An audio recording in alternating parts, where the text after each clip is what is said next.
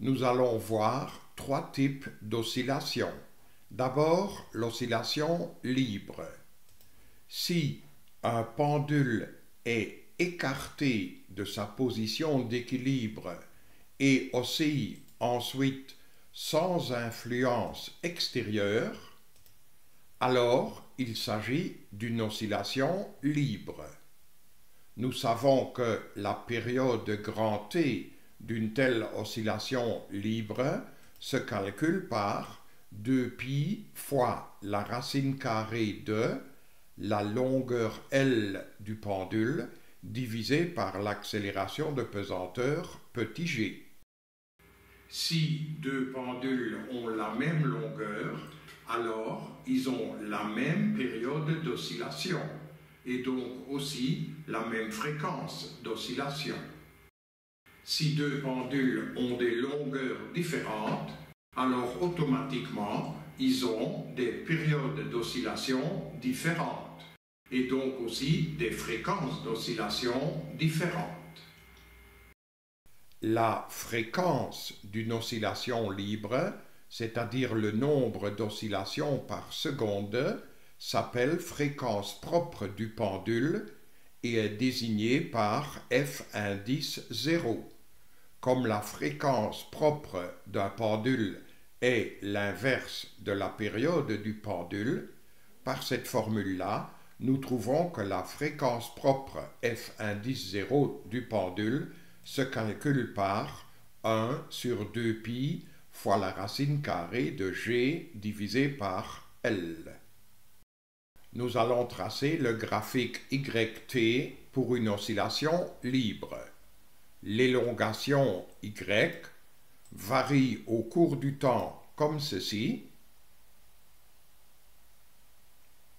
Et donc voici le graphique YT d'une oscillation libre.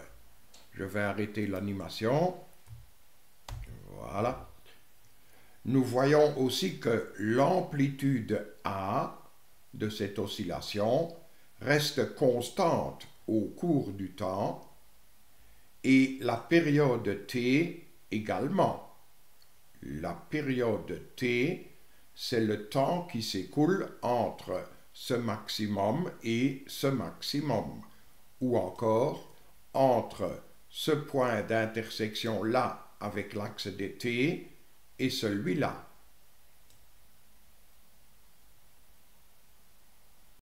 Voici un deuxième type d'oscillation, l'oscillation amortie. Par frottement, un pendule perd de l'énergie sous forme de chaleur jusqu'à ce qu'il n'oscille plus. Et ce processus n'est pas réversible, ce qui signifie que l'énergie calorifique perdue ne peut pas être transformée en énergie d'oscillation. Lors d'une oscillation amortie, l'élongation Y varie au cours du temps T comme ceci.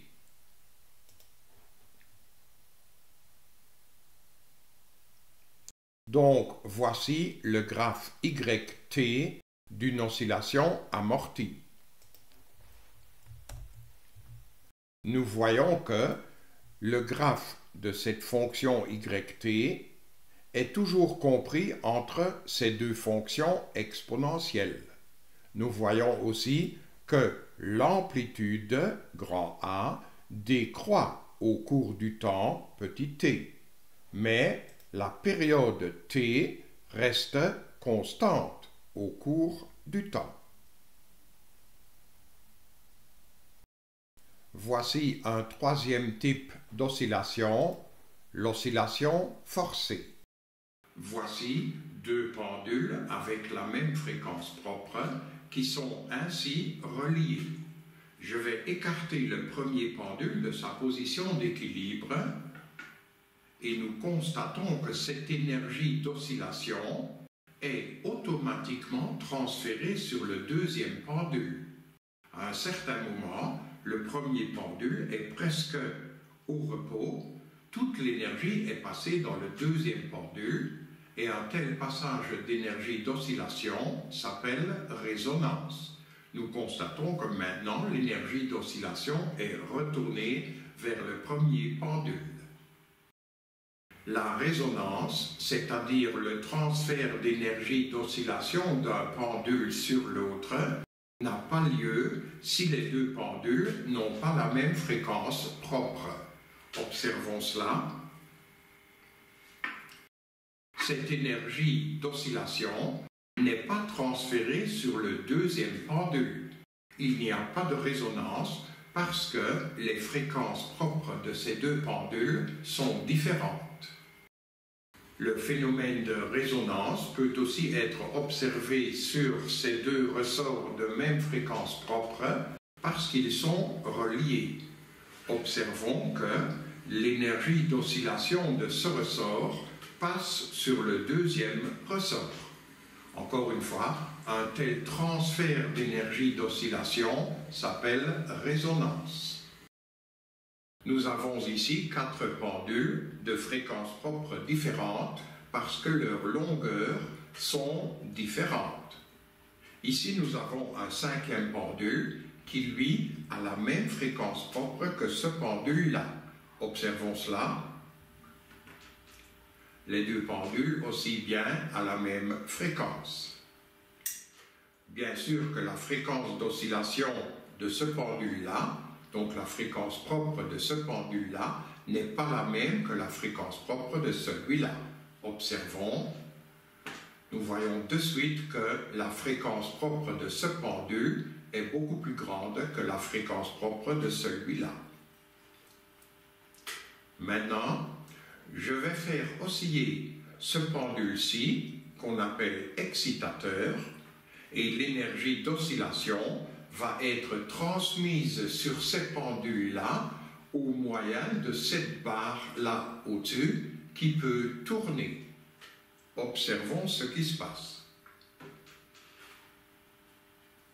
D'après le phénomène de résonance, l'énergie sera transmise au pendule avec la même fréquence propre que l'excitateur, c'est-à-dire à ce pendule-ci. Et nous voyons clairement que c'est ce pendule-là, qui a la même fréquence propre que celui-là, qui oscille le plus fort. L'énergie d'oscillation a donc été transmise sur ce pendule de même fréquence propre que celui-là.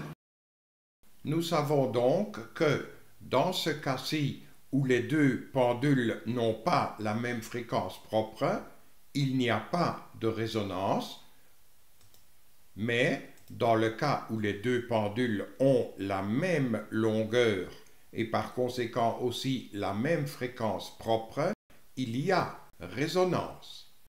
Donc, pour conserver l'amplitude d'une oscillation, ou même pour l'augmenter au cours du temps, un excitateur doit lui transmettre de l'énergie à la fréquence propre du pendule.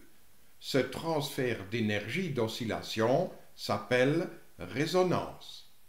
Dans ce cas-ci, il faut que le petit garçon donne un petit coup au pendule, et ça à la fréquence propre du pendule. Nous connaissons ça d'une plaine de jeu avec une telle balançoire. Lors d'une oscillation forcée, la résonance peut mener vers de très grandes amplitudes. On parle même de danger de résonance. Par exemple, ce haut-parleur peut, par résonance, faire éclater ce verre.